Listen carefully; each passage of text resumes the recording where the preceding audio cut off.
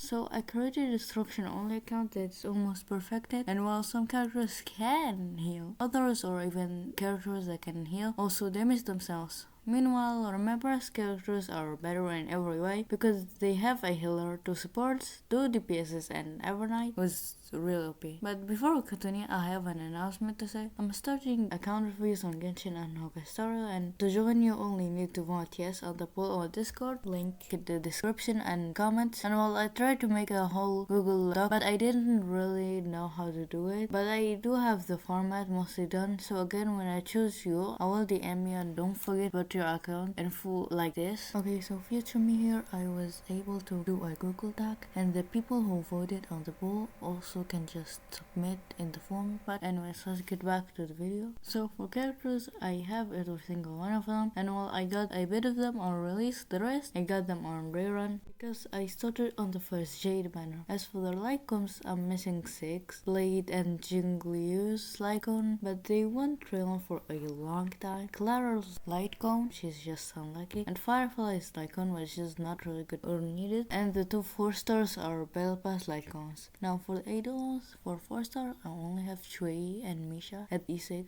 For the 5-stars, the characters that have Eidolons are, well, Trailblazer, Clara, and Sabe, and finally for relics. Now, it's not a normal account, so the builds are divided into 2 types of builds. Normal builds, which are self-explanatory, and the weird builds, which are basically tank or support builds. And I have that type of build on Misha, Trailblazer, and Arlen. Now for the most important thing, endgame.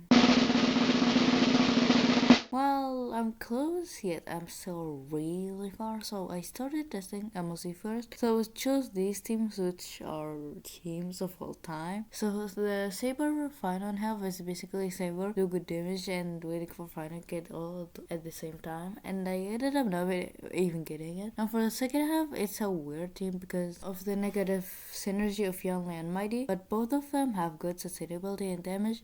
Misha can freeze enemies, and Firefly, well, she can heal, I guess. But expectedly, I had to change the teams. But the first team didn't really have a worse time clearing it. In fact, it was better. And the other one is much better than before. Because Firefly can heal, Misha can freeze, and with his E2, he can straight defense. Mighty heals with his ultimate, get revived infinitely during the Vendetta state. And with the A2 trace, he stays in the state up to 3 times. And Final not only becomes really tanky, but also heals in every attack, so it goes expectedly well, other than the fact that Firefly is targeted by both robots and she might die, but she does end up surviving at 80 HP, and we were easily able to beat the floor.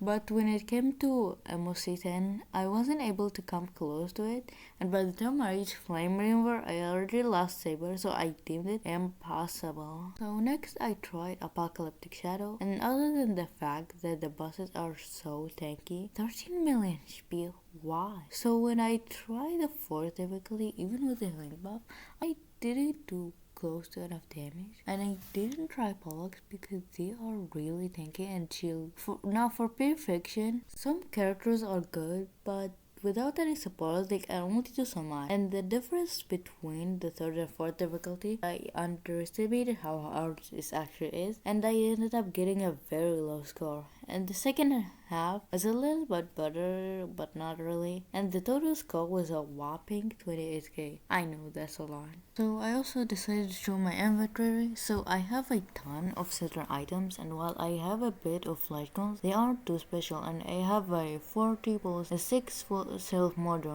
resin, 1 purple dice, and 29 fuel. And that's mostly it. Goodbye.